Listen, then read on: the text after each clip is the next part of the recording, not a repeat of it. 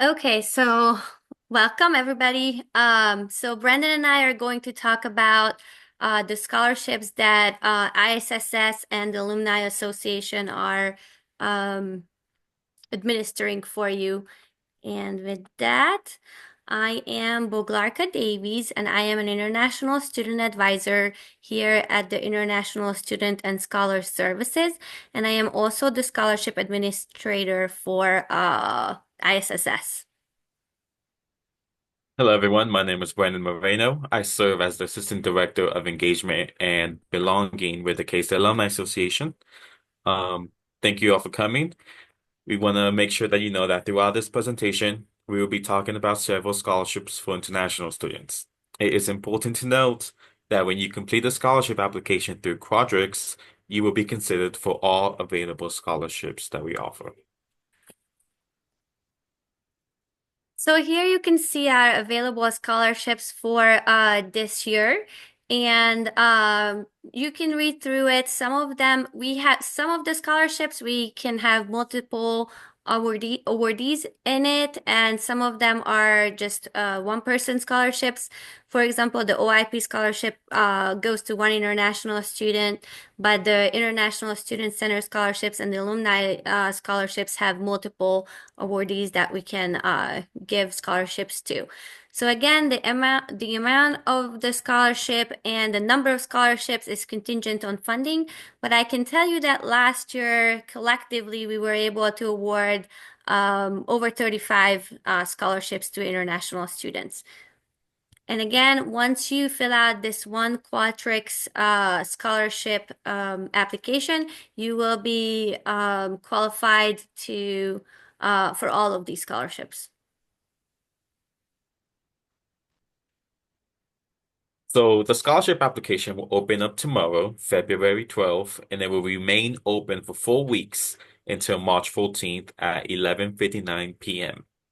I know that sounds like a lot of time, but you have to consider that no incomplete or late applications will be accepted. This includes the K-State faculty or staff recommendation letter that we are requesting.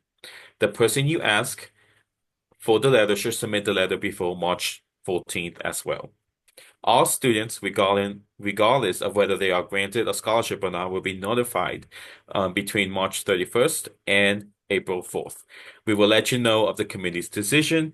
If you do receive a scholarship from us, we will invite you to attend the International Talent Show, which is held during International Week, to award you a certificate for the scholarship you receive. Once again, no incomplete or late applications will be accepted. So work on your application as soon as possible and ask your K-State faculty or staff for a letter of recommendation early in the process to have it all completed before March 14th. So some of the eligibility requirements for the scholarships, you must be a graduate or undergraduate student properly enrolled at Kansas State University, meaning if you are an F or J student, an F1 or J1 student, you would have to be full-time enrolled or have a reduced course load completed. Or if you are a dependent, so an F2 or J2, you are also eligible for the scholarships. You may have different requirements, which we understand and will take that into consideration. Your current I-20 or DS 2019 must be issued by K-State, and you must be a continuing student at K-State during the fall 2025 semester. These scholarship funds will be awarded to cover your fall 2025 tuition and fees, and it will directly go to your cases account. Just to make sure and emphasize it, you won't be eligible to receive the scholarship if you are not here for the fall 25 semester and you're not enrolled. Here's some additional information for our specialty scholarships. I will not go through it, but you can find this on our website, which at the end of the presentation, I'll show you how to find the information about our scholarships. You can read through these. These are specific to maybe regions or countries for certain countries or certain regions for those international students. So once you are ready to start the application process, you must review the guidelines and eligibility criteria document carefully. Then make sure you complete the online application through the Quadrix link, which will be within the eligibility criteria document. The document and the link will also be advertised everywhere through our websites, listservs, social media, and K-State Today. Once you start your scholarship application, you are able to go back to it as many times as you want. But once you have signed and submitted it, you will not be able to go back and change things. One more important thing, we are asking you to complete two essays that are very essential to your story and your application. We need to know about your involvement on campus and in the community. We need to know about your financial needs as well. Your response should be from 200 to 300 words in length, and please provide as many details as possible. Keep in mind, your financial need essay is very, very important. We want to know how our scholarships will be used. Our scholarships should be used towards your goal of graduation. We want to know why you need these scholarships and not why you just want these scholarships.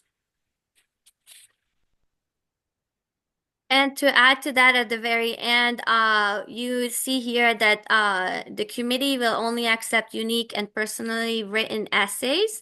AI generated responses will not be allowed, but it is acceptable to use AI for reviewing your essays.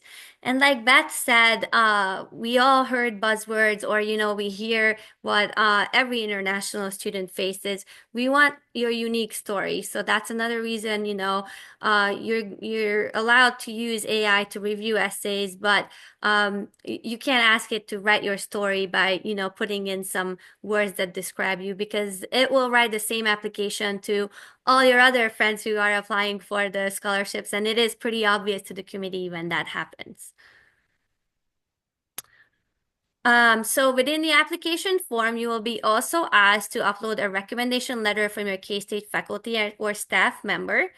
And you will not be considered for a scholarship without this letter. So start thinking now who you're going to ask to write that recommendation letter. We asked that you don't ask either me or Brendan because we are on the committee to review.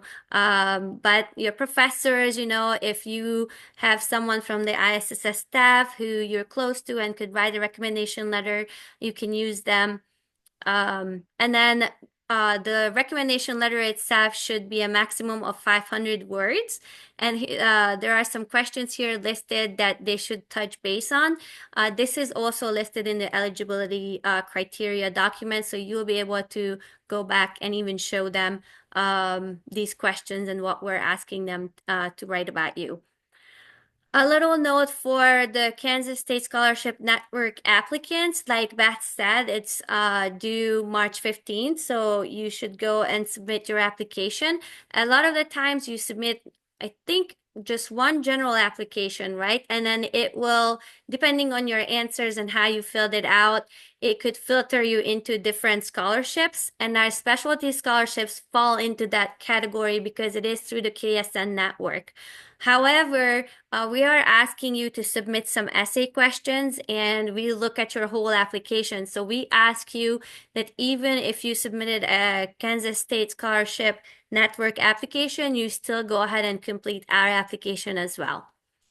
And then finally, before we go to questions, I do want to show you our website and how to find. Can you guys all see the website? Yes. No. No. Let me see if I can stop sharing and then.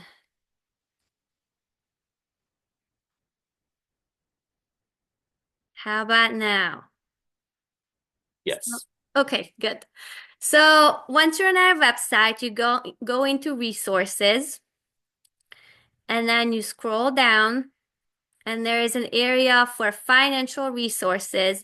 And you will actually be able to view our videos here.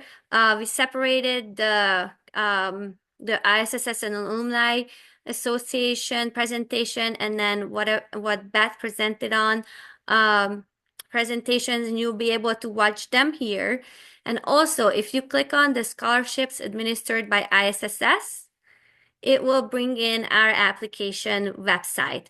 So as Brandon said, it's opening tomorrow. We are all very excited.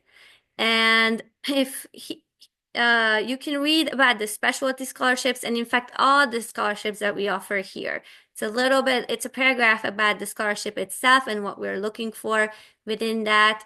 And here it says the eligibility criteria document. You click on that and it will pull up our document and it will have all the information you need, your deadlines, what you need, who can apply, the specialty scholarship explanations, and then the staff, K-State faculty or staff member recommendation letter and what questions um, we're asking them to provide answers to. And then on the very bottom, it will have this link. This link is going live tomorrow morning. So if you click on it now, it will say that the survey is not available. However, tomorrow morning, you can start your application and you should be able to access it. Remember, don't submit your application until you have your recommendation letter from your K-State faculty or staff member. And now I'm going to stop sharing my screen and stop recording, and then we'll open it up for questions.